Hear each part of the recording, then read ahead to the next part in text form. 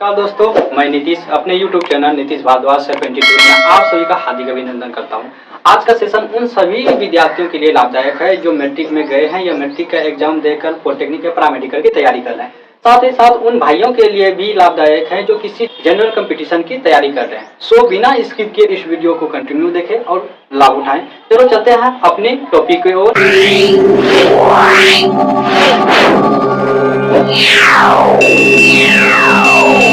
पिछले वाले सेशन में हम लोगों ने पढ़ा था कि प्रकाश क्या है, प्रकाश का क्या क्या गुण है तथा भिन्न भिन्न माध्यम में प्रकाश की चाल क्या है। तो उसमें एक शब्द का जिक्र कर रहे थे, किरण। चलो समझते हैं कि ये किरण क्या है। तो देखो, जब हम लोगों को कहीं जाना होता है तो हम क्या करते हैं, किसी स्पेसिफिक डायरेक्शन में जाते हैं। कहने का मतलब है कि ये तो पूरब की ओर जाते हैं, तो पश्चिम की ओर जाते हैं, ये तो दक्षिण की ओर, जिस डायरेक्शन में हमको जाना होता है। उसी प्रकार जब प्रकाश गमन करती है तो वह किसी स्पेसिफिक डायरेक्शन में ही गमन करती होगी ना, तो उसी स्पेसिफिक डायरेक्शन को ही क्या कहते हैं, किरण कहते हैं। कहने का मतलब है प्रकाश के गमन पथ की दिशा को किरण कहते हैं। देखो, प्रकाश के गमन पथ की दिशा को क्या कहते हैं, तो किरण कहते हैं। कहने का मतलब है कि देखो, प्रकाश है, इधर से गमन कर रही है, ये गमन कर रही है, तो इसी प्रकाश के गमन पथ की दिशा की दिखा रहा है, डायरेक्शन दिखा रहा है कि ये प्रकाश जो जा रही है, गमन कर रही है, इस दिशा में क्या कर रही है, गमन कर रही है। तो इसी को क्या कहा गया, इसी को किरण कहते हैं, इसी को किरण कहते हैं। तो हमने समझा कि ये किरण क्या होता है। चलो अब समझते हैं कि प्रकाश पुंज क्या होता है। क्या प्रकाश पुंज? तो देखो, प्रकाश पुंज क्या है, जब किरण गमन करती है, मतलब जब किरण क्या होती है, गमन करती है, तो क्या लगता है कि किरण एक ही किरण के रूप में गमन करती होगी? नहीं, वहाँ पे क्या होता है कि जब किरण गमन करती है तो वहाँ पे बहुत सारी किरणें गमन करती है, मतलब किरणों के समूह के रूप में गमन करती है। तो प्रकाश के गमन, किरणों के समूह को प्रकाश पुंज कहते हैं। क्या कहते हैं? किरणों के समूह को प्रकाश पुंज कहते हैं। चलो लिखते हैं।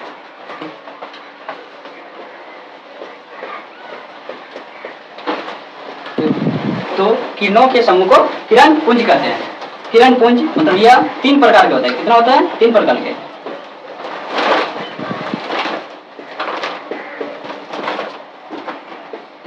होते हैं। पहला देखो, समांतर प्रकाश पुंज,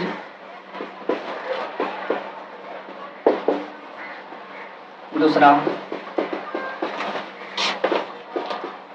अभिसारी किरण पुंज,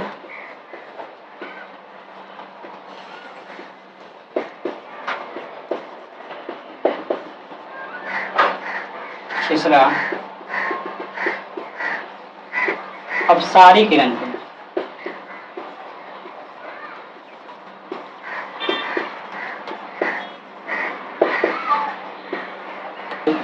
यह था प्रकाश पुंज के प्रकार। क्या? समांतर प्रकाश पुंज, अभिसारी प्रकाश पुंज, अपसारी प्रकाश पुंज।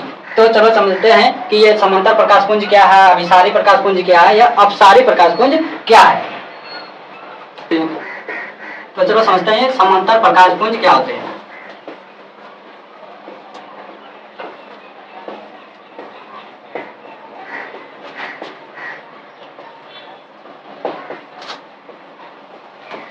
तो देखो, जिस प्रकाश पुंज की सभी किरणें क्या होती है, समांतर होती है, समांतर होती है, उसी को क्या कहते हैं, समांतर प्रकाश पुंज। कहने का मतलब है, देखो, समांतर प्रकाश पुंज, जिस प्रकाश पुंज की सभी किरणें समांतर होती है उसे क्या कहते हैं, समांतर प्रकाश पुंज कहते हैं। उसे क्या कहते हैं, समांतर प्रकाश पुंज। देखो, इसको फिगर से समझो। देखिए, एक किरण है, उसके समांतर में क्या कर रही है, दूसरी किरण जा रही है, फिर ये तीसरी किरण जा रही है, तो इसी को क्या कह दिया, समांतर प्रकाश पुंज। किरणों का जो समूह हो वो एक समांतर के रूप में अगर जाए, एक क्या होता है, पैरेलल में के रूप में जाए, तो उसे क्या कहते हैं, समांतर प्रकाश पुंज कहते हैं। चलो अब समझते हैं अभिसारी प्रकाश पुंज, अपसारी प्रकाश पुंज। देखो, जिस प्रकाश पुंज की देखो, अपसारी किरण पुंज, क्या अभिसारी किरण पुंज, जिस प्रकाश पुंज की सभी किरणें क्या होती है, एक बिंदु पे आकर मिल जाती है। देखो क्या होता है कि कोई भी किरण है, आ रही है, कोई भी किरण है, ये आ रही है, इधर से भी आ रही है, इधर से भी आ रही है, क्या हुआ, ये सभी किरणें जो है एक बिंदु पे आके क्या हुआ, मिल गया। इस प्रकार के किरण प्रकाश पुंज को, इस प्रकार के प्रकाश पुंज को क्या कहते हैं, तो अभिसारी प्रकाश पुंज कहते हैं। क्या कहते हैं, अभिसारी प्रकाश पुंज कहते हैं। चलो अब समझते हैं अब सारी प्रकाश पुंज क्या होता है। अपसारी प्रकाश पुंज। देखो, जिस प्रकाश पुंज की किरणें एक बिंदु से निकलकर विभिन्न दिशाओं में फैल जाती है उसे क्या कहते हैं? अपसारी प्रकाश पुंज कहते हैं। अपसारी प्रकाश पुंज कहते हैं। कहने का मतलब है ये एक बिंदु है, ये एक बिंदु है, इस जगह से क्या हो रहा है? प्रकाश निकल रहा है, चारों दिशा में फैल रहा है, विभिन्न दिशा में फैल रहा है। तो इसी चीज को क्या कहा गया? इसी चीज को अपसारी प्रकाश पुंज कहते हैं। क्या कहते हैं? अपसारी प्रकाश पुंज कहते हैं। ठीक है, जानते हैं कि आत्मद्वीप पदार्थ या परद्वीप पदार्थ क्या होता है। ठीक है, आत्मद्वीप पदार्थ, आत्मद्वीप पदार्थ या परद्वीप पदार्थ वे पदार्थ जो स्वयं प्रकाश उत्सर्जित करता है उसे आत्मद्वीप पदार्थ कहते हैं। जैसे देखो, जैसे ये सूर्य क्या है? खुद प्रकाश उत्सर्जित करता है। या तारे क्या होता है? खुद प्रकाश उत्सर्जित करता है, मतलब वो खुद के प्रकाश से चमकते हैं। और एक होते हैं जो बरसात के मौसम में देखोगे तो जुगनू, मतलब कि वो जो जब हम धान रोपते हैं तो उस समय बरसात के मौसम में ज्यादातर वो पक्षी दिखाई देता है, कीड़े दिखाई देते हैं। जो सूर्य, तारे या जुगनू आदि, ये सब क्या है? तो आत्मद्वीप पदार्थ है। ये जितने भी है, सूर्य भी है तो अपने से प्रकाश उत्सर्जित करता है, तारे भी है जो स्वयं प्रकाश उत्सर्जित करता है, जुगनू भी है जो वह स्वयं प्रकाश उत्सर्जित करता है। ठीक है, अब चलो जानते हैं कि अद्वीप पदार्थ किसे कहते हैं। अद्वीप पदार्थ वे पदार्थ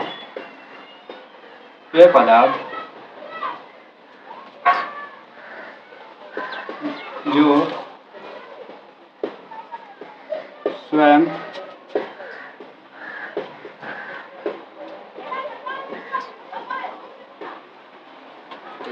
देखो, वे पदार्थ जो स्वयं प्रकाश उत्सर्जित नहीं करता है। क्या होता है?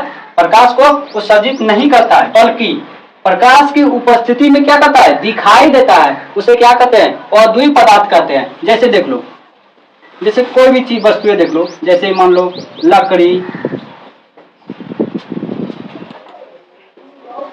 टेबल, कुर्सी, यहां तक कि चंद्रमा भी क्या है? तो चंद्रमा भी अद्वितीय पदार्थ है। आप बोलोगे सर चंद्रमा कैसे अद्वितीय पदार्थ हो गया? वो तो जब पूर्णिमा का दिन होता है तो पूरे लाइटें करती है, तो वो प्रकाश जो है वो चंद्रमा की प्रकाश नहीं है। वो प्रकाश जो है वो सूर्य के परावर्तक किरण है, परावर्तक प्रकाश है जो पृथ्वी तक आती है। चंद्रमा की खुद की प्रकाश नहीं है, इसलिए वो कौन सा पदार्थ हो गया? वो हो गया अद्वीप पदार्थ, हो गया वो अद्वीप पदार्थ। तो यह था आत्मद्वीप पदार्थ और अद्वीप पदार्थ। अब समझते हैं कि प्रकाशीय माध्यम क्या होता है। क्या प्रकाशीय माध्यम क्या होता है? चलो जानते हैं प्रकाशीय माध्यम क्या होता है।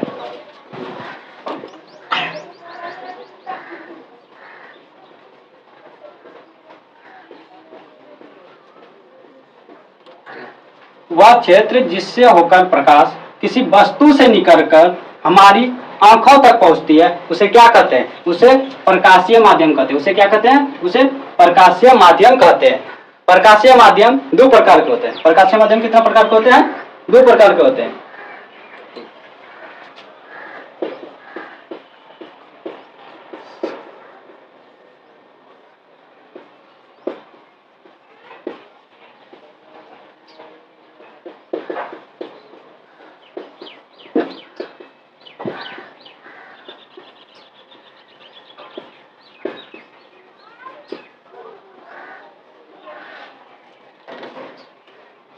ठीक है, समांगी माध्यम और विषमांगी माध्यम। आप चलो समझते हैं ये समांगी माध्यम क्या होता है और विषमांगी माध्यम क्या होता है।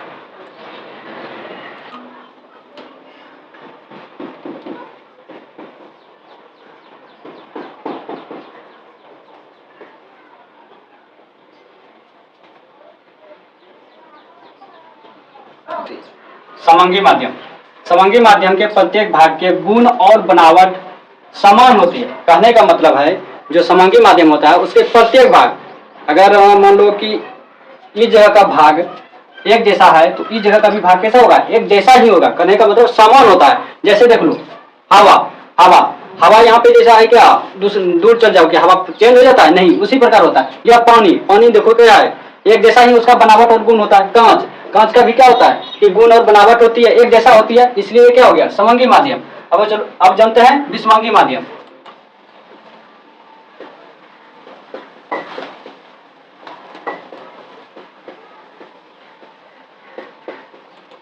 विषमंगी माध्यम के प्रत्येक भाग के गुण और बनावट असमान होती है। इसमें क्या होती है असमान होती है। जैसे देख लो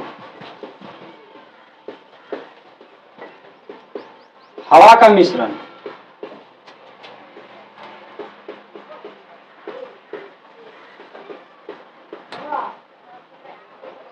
या कुआसा भी कर सकते हो। कुआसा जब ठंडी के दिन में क्या होता है कुआसा लगाता है, तो देखो कहीं कुआसा ज्यादा लगाता है कहीं पे कम लगता है, वही क्या है असमंगी माध्यम है। कुआसा ज्यादा है तो हमें वहां पे अच्छा से नहीं दिखेगा, जहाँ पे कुआसा कम है वहां हमें दूर तक दिखाई देती है। ये क्या हो गया विषमंगी माध्यम हो गया। अब जानते हैं कि पारदर्शिक पदार्थ और अपारदर्शिक पदार्थ किसे कहते हैं। पारदर्शिक पदार्थ देखो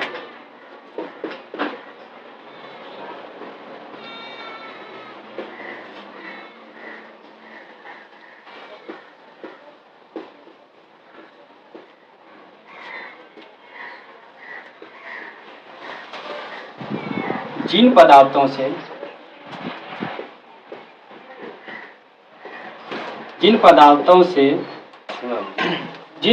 से होकर प्रकाश पूर्ण रूपेण आर पार हो जाता है उसे क्या कहते हैं, उसे पारदर्शिक पदार्थ कहते हैं। देखो जैसे हवा में क्या होती है प्रकाश पूरे पार हो जाता है, तो हवा हो गया, वायु हो गया, वायु नहीं जल हो गया, जल तथा कांच शीशा जिसको बोलते हो इत्यादि, ये सब क्या है पारदर्शिक पदार्थ है जिसमें प्रकाश पूर्ण रूपेण मतलब कि पूरे आर पार हो जाए।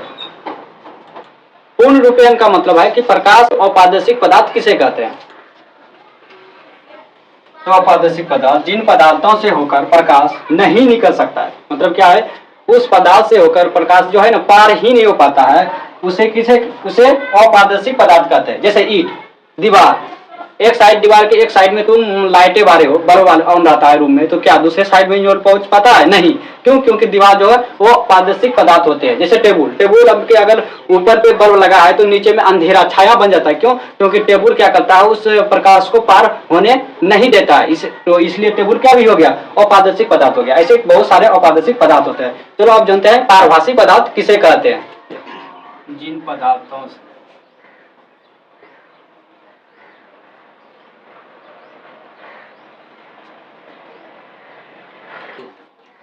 से होकर प्रकाश का कुछ अंश ही बाहर निकल पाता है, कुछ अंश ही बाहर निकल पाता है। जैसे में देखो, जैसे तुम देखना कोई कागज लेना, ठीक है, कागज में अगर तुम क्या करोगे उसमें तेल लगा दोगे तो उसका कुछ अंश ही प्रकाश का उस कागज से पार होता है। तो तेल लगाया हुआ कागज,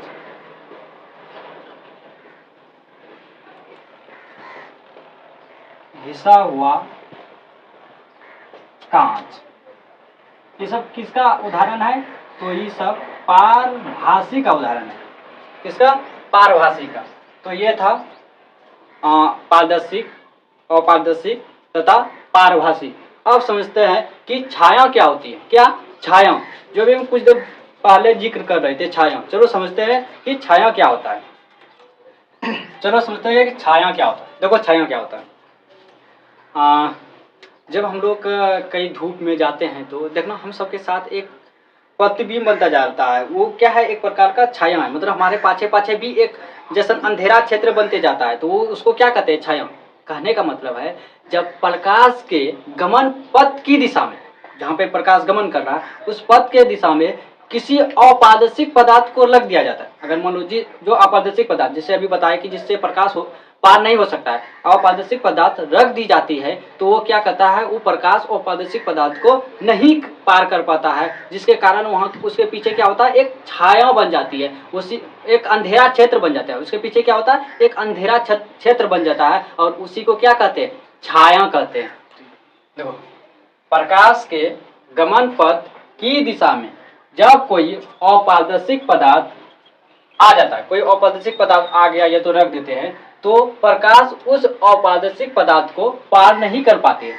क्या करती है, वो अपारदर्शी पदार्थ को नहीं कर पाती है, इसलिए वहां एक अंधेरा क्षेत्र बन जाता है जिसे हम छाया कहते थे। यही है छाया। चलो क्या है, चलो आप जानते हैं कि प्रकाश का परावर्तन क्या है, जो मेरा मेन टॉपिक है प्रकाश का परावर्तन। अब उसको जानते हैं कि प्रकाश का परावर्तन क्या होता है। हमारे चैप्टर का जो नाम था वो प्रकाश का परावर्तन था। यही चीज था कि प्रकाश का परावर्तन, रिफ्लेक्शन ऑफ लाइट। इसको समझने के लिए हम देखो कितनी बिंदुओं को, कितने पॉइंट को हमको पहले समझना पड़ा। अब इस चीज को समझते हैं, प्रकाश का परावर्तन को पढ़ना क्यों जोड़ लिया, ये क्या चीज होती है। तो चलो जानते हैं कि प्रकाश का परावर्तन क्या है।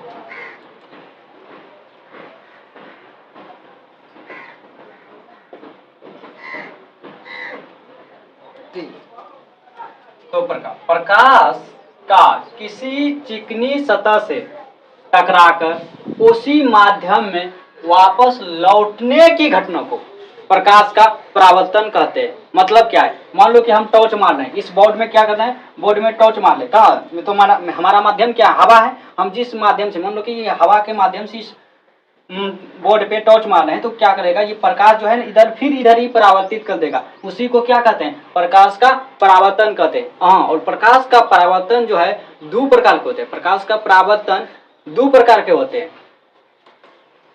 पहला नियमित परावर्तन,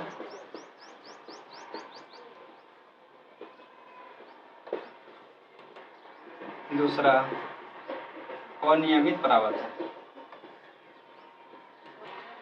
अब जरूर समझते हैं कि ये नियमित परावर्तन क्या होता है और अनियमित परावर्तन होता है। हम तो जानते हैं कि परावर्तन होता है, लेकिन ये नियमित और अनियमित क्या होता है। तो चलो समझते हैं कि नियमित परावर्तन क्या होता है और अनियमित परावर्तन क्या होता है। जब प्रकाश की किरण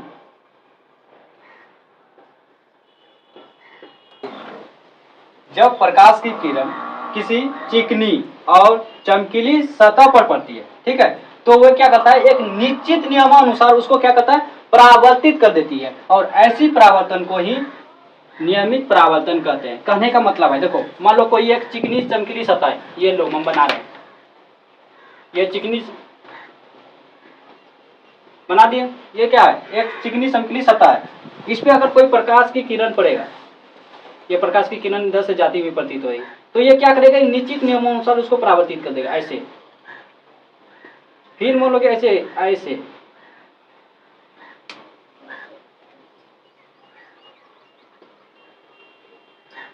इसी परावर्तन को ही नियमित परावर्तन कहते हैं। इस परावर्तन को क्या कहते हैं, तो नियमित परावर्तन कहते हैं। देखो क्या कर रहा है, शब्द को एक निश्चित नियमानुसार, वो नियम के अनुसार क्या हो रहा है, ये परावर्तित हो रहा है, इसे ही निश्चित परावर्तन। यह था नियमित परावर्तन। अब समझते हैं कि अनियमित परावर्तन क्या होता है। चलो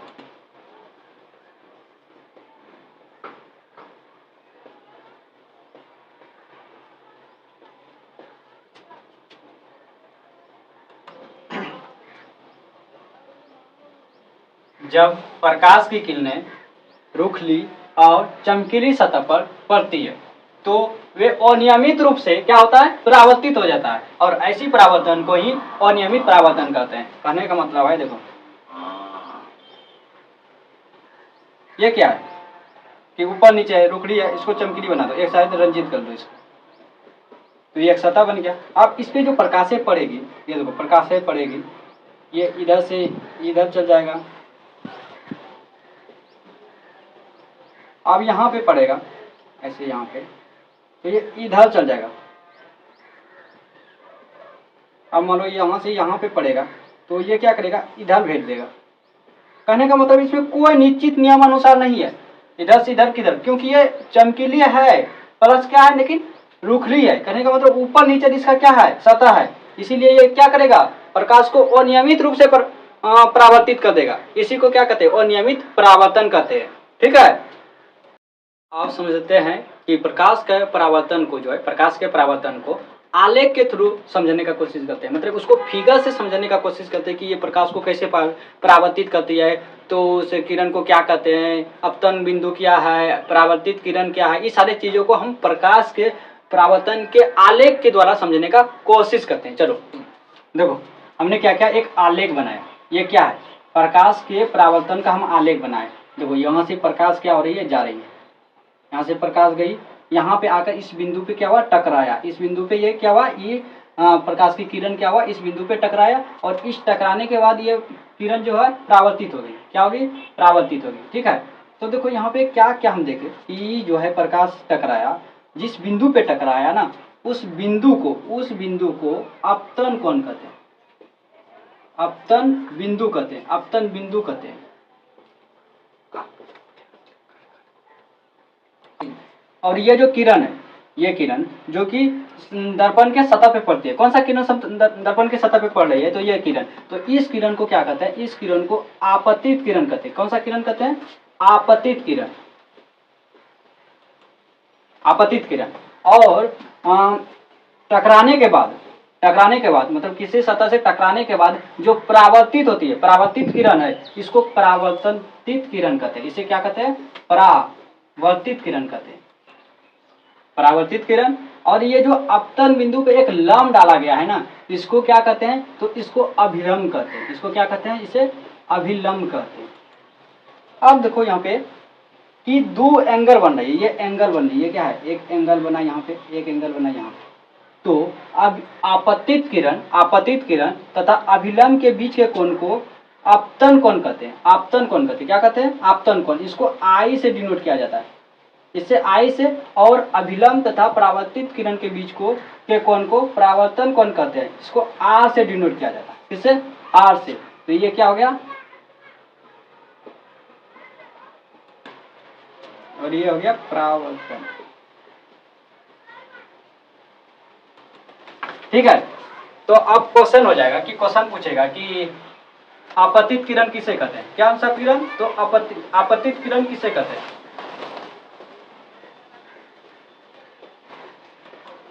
आपतित किरण, देखो तो हम क्या बोलेंगे कि बोलेगा कि आपतित किरण किसे कहते हैं, तो हम क्या कहेंगे कि जो किरण परावर्तक सतह पे पड़ती है, जो किरण परावर्तक सतह पे पड़ती है, उसे क्या कहते हैं, आपतित किरण कहते हैं। तुम चाहो तो लिख लो, तो हम लिख देते हैं। देखो हमने क्या किया कि मतलब वह किरण जो दर्पण के सतह पर पड़ती है, उसे आपतित किरण कहता है। तो वही बताए जो अभी समझाए कि ये जो किरण है कहाँ पर पड़ रही है, एक दर्पण है, ये कौन सा दर्पण है, तो ये समतल दर्पण है, के क्या हुआ, सतह पे पड़ती है, तो उसे क्या कहते हैं, तो आपतित किरण कहते हैं। अब परावर्तित किरण,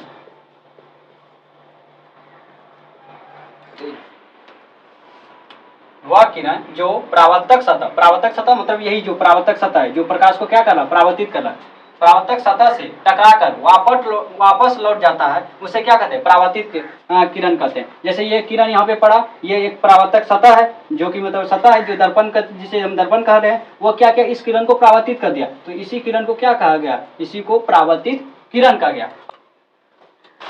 अपतन बिंदु क्या है, देखो अपतन बिंदु,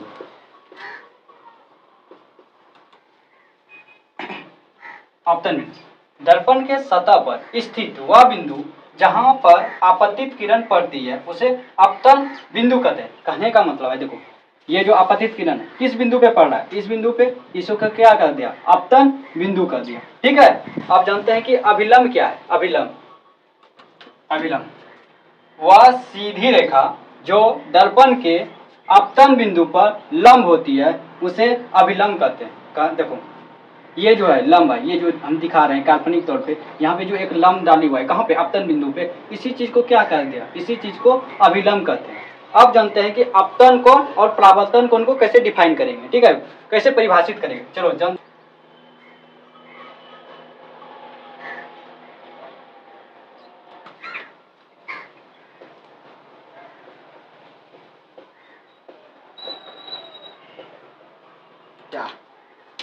आपतित किरण तथा अभिलंब के बीच के कोण को अपतन कोण कहते हैं।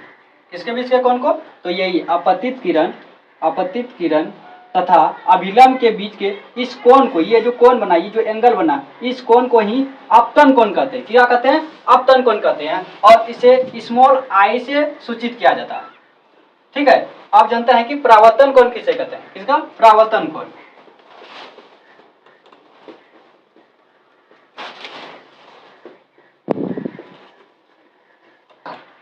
परावर्तन कोण देखो, परावर्तित किरण तथा अभिलंब के बीच के कोण को क्या कहते हैं? परावर्तन कोण कहते हैं। और इसे किससे सूचित किया जाता है? तो इसे स्मॉल आर से सूचित किया जाता है। मैं देखो लिख दिया। तो कहने का मतलब ये जो परावर्तित किरण है और ये अभिलंब वाले जो कोण है, इस कोण को ही परावर्तित कोण कहते हैं और इसे आर से सूचित किया जाता है।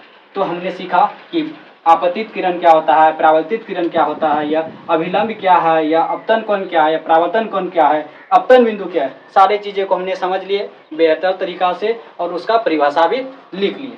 अब चलो जानते हैं बेहतरीन तरीके से कि प्रकाश के परावर्तन का नियम क्या होता है, जो कि हमारे बोर्ड एग्जाम में, किसी भी board exam, Bihar board exam हो या यूपी हो, उत्तर प्रदेश बोर्ड एग्जाम हो, इसमें जो कि बहुत ही महीने लगता है। ये जो चैप्टर है इसमें मेन क्वेश्चन जो पूछा जाए, जिसको VVI कर जाए, वेरी वेरी इंपॉर्टेंट बोला जाए, तो ये भी कोई खामियां नहीं है। तो प्रकाश के परावर्तन के नियम को बेहतरीन तरीके से समझने का कोशिश करते हैं।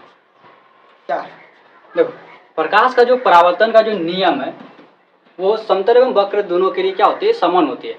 तो प्रकाश के परावर्तन के दो नियम होते हैं। क्या, कितने नियम होते हैं? तो दो नियम, आधारभूत दो नियम होते हैं। प्रकाश के आधारभूत दो नियम होते हैं।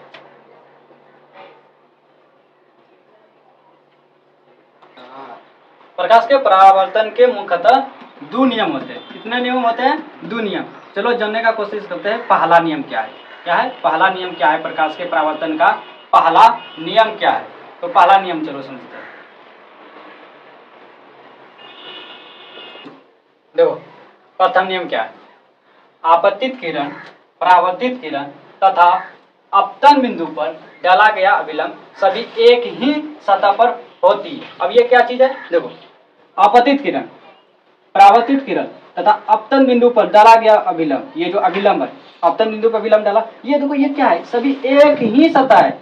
ये जो है सतह, ये सतह समतल दर्पण का जो सतह है वह एक ही सतह है ना, कि दो है तीन है? नहीं, एक ही सतह है। इसी को क्या कहते हैं? पहला नियम कहते हैं, प्रकाश के परावर्तन का पहला नियम। अब दूसरा नियम देखो क्या है।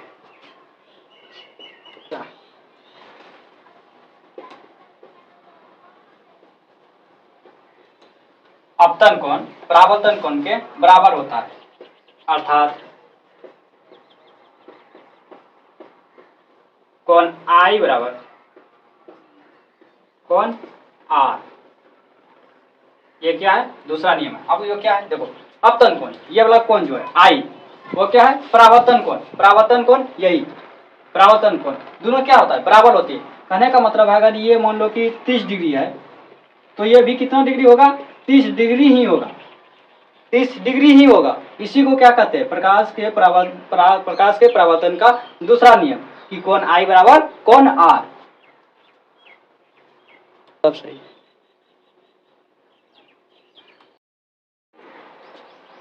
चलो अब समझते हैं कि प्रतिबिंब क्या होता है। हमने बहुत ही बेहतरीन तरीका से समझा कि प्रकाश का परावर्तन क्या है, प्रकाश के परावर्तन के क्या नियम है। इस चीज़ को समझ लें बहुत अच्छे तरीके से। अब समझने का कोशिश करते हैं प्रतिबिंब क्या होता है। ठीक है, तो देखो प्रतिबिंब क्या है?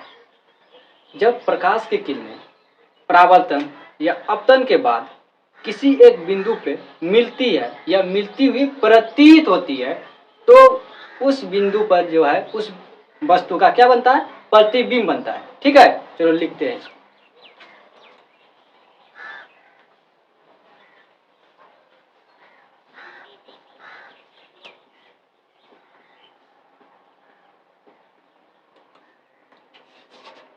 प्रतिबिंब किसी बिंदु से आ रही प्रकाश की किरणें परावर्तन या अपतन के बाद जिस बिंदु पर मिलती है या मिलती हुई प्रतीत होती है, उसे क्या कहते हैं? उस बिंदु का प्रतिबिंब कहते हैं। उस बिंदु का प्रतिबिंब कहते हैं। जैसे देखो एक दर्पण के थ्रू इसको समझने का कोशिश करते हैं। जैसे मान लो कि कोई हमने लिया अवतल दर्पण ले लेते हैं, कोई अवतल दर्पण लिए, ठीक है। यहाँ पे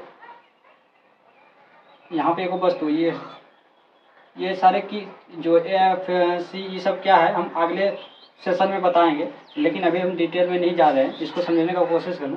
मान लो कोई भी वस्तु हम यहाँ पे रखें, कहाँ पे रख रहे हैं, यहाँ पे वस्तुएं रख रहे हैं, ठीक है। यहाँ से ये वस्तु से किरण गया, यहाँ पे ये वस्तु इस जगह हम रखे, यहाँ से क्या हुआ, ये वस्तु से किरण गया, तो ये क्या हुआ, परावर्तन के बाद, ठीक।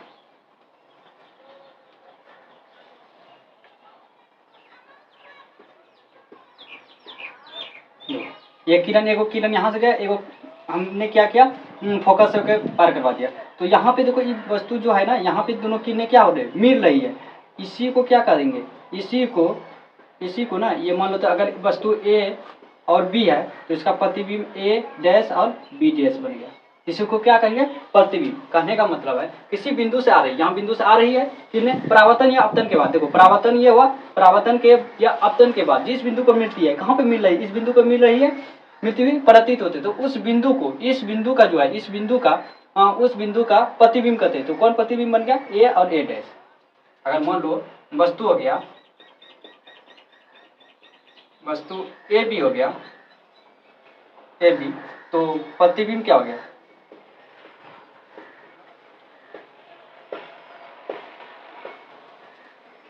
ए डैश बी डैश, यही था प्रतिबिंब। अब देखो प्रतिबिंब भी दो प्रकार का होता है। प्रतिबिंब क्या होता है, प्रतिबिंब दो प्रकार का होता है। प्रतिबिंब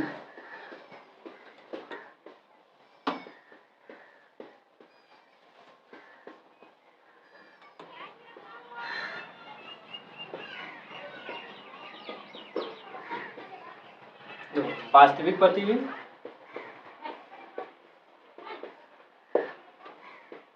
दूसरा काल्पनिक प्रतिबिंब।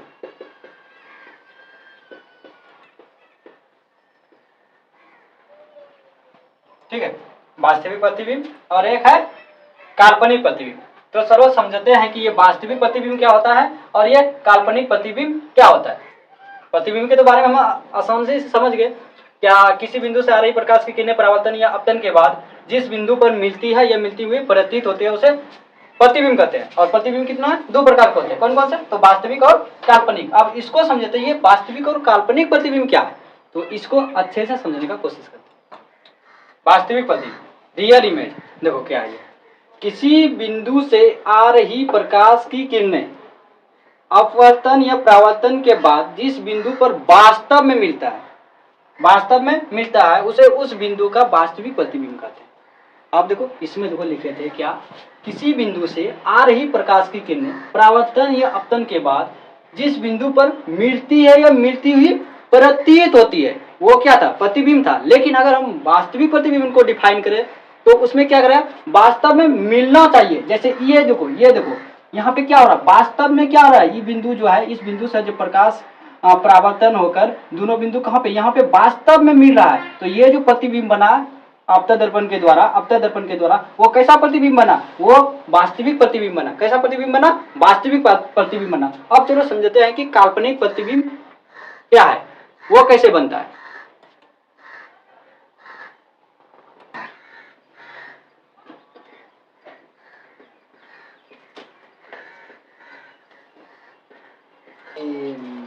काल्पनिक प्रतिबिंब, देखो किसी बिंदु से आ रही प्रकाश की किरणें परावर्तन या अपवर्तन के बाद जिस बिंदु पर मिलती हुई प्रतीत हो रहा है। इस बार क्या हुआ, मिलती हुई प्रतीत हो रहा है, ये नहीं कि मिल रही, नहीं, मिलती हुई प्रतीत होगा, उस बिंदु का क्या कहेंगे, उसे काल्पनिक प्रतिबिंब कहेंगे। जैसे हम देखो एक फिगर के थ्रू समझाने का कोशिश करते हैं। फिर से हम ले रहे हैं कौन सा दर्पण, देखो मैं एक दर्पण ले रहा, अपतन दर्पण ले रहा, ठीक है।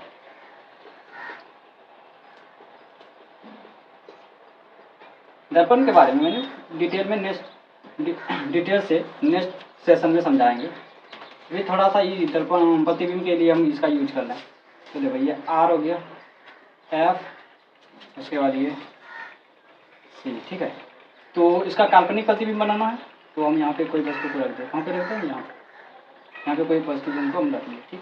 अब देखो ये क्या करेगा, यहाँ पे इस वस्तु पे टकरा है, इससे दर्पण से टकरा है, ठीक।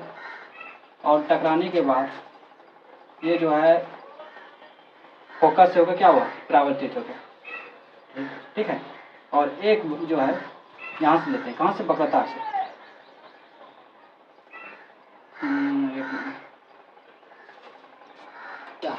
देखो क्या किया, एक हम अवतल दर्पण बनाए। इसमें देखो हमने बिंदु को कहाँ पे रखा है, तो बिंदु को हम ध्रुव और फोकस के बीच में रखा। कहाँ पे, ध्रुव और फोकस के बीच में। तो ये प्रतिबिंब देखो इसका कहाँ बनेगा, यहाँ पे ऐसे टकराई, फोकस से होकर क्या हुआ, परावर्तित हो गया। उसके बाद एक वो और रेखा खींचे तो ये वक्रता केंद्र से। तो देखो ये दोनों क्या लगता है, कभी जाके कहीं पे मिलने वाला है नहीं। जब हम दर्पण में बताएंगे तो पूरे डिटेल में बताएंगे, लेकिन हम थोड़ा अभी शॉर्ट में समझा रहे हैं। ठीक है, तो देखो यहाँ पे ई कभी नहीं मिलेगी, इधर कभी मिलेगी, तो देखो ई कभी वास्तविक में नहीं मिलेगा। इसको क्या करना होगा, कल्पना करना पड़ेगा कि नहीं कहीं पे मिलता हुआ। तो कल्पना देखो यहाँ पाचे, तो इस किरण को क्या किया, हम पाचे किए। देखो ऐसे पाचे करते गए, इसको भी पाचे करते गए। तो देखो यहाँ पे आके ना, यहाँ पे मिलती है, यहाँ पे इस बिंदु पे वो मिलती हुई प्रतीत हुआ। किस बिंदु पे, इस बिंदु पे। और जो मिलती हुई प्रतीत होती है उसी को क्या कहते हैं, काल्पनिक प्रतिबिंब। काल्पनिक प्रतिबिंब, समझ गया ना कि प्रतिबिंब, काल्पनिक प्रतिबिंब कैसे बनता है। तो देखो इसी तरह से काल्पनिक प्रतिबिंब बन गया। ठीक है, ठीक। वास्तविक प्रतिबिंब या प्रतिबिंब क्या होता है, वास्तविक प्रतिबिंब क्या होता है, काल्पनिक प्रतिबिंब क्या होता है। ठीक है, इसमें देखो हम दर्पण का यूज कर रहे थे, तो दर्पण के बारे में आज नहीं पढ़ेंगे, दर्पण को हम नेक्स्ट सेशन में पढ़ेंगे। तो जो भी स्टूडेंट न्यू है, जो मेरे चैनल पे आए हुए हैं, तो प्लीज़ वो सब्सक्राइब कर ले, ताकि मेरे जो अगला वीडियो डालेगा आपके पास नोटिफिकेशन चल जाएगा। इसके लिए आप बेल आइकन को भी प्रेस कर ले। अगर वीडियो अच्छा लगे तो लाइक करें, अपने दोस्तों को शेयर करें, ताकि वो भी इस वीडियो का लाभ उठा सके। इसके लिए धन्यवाद।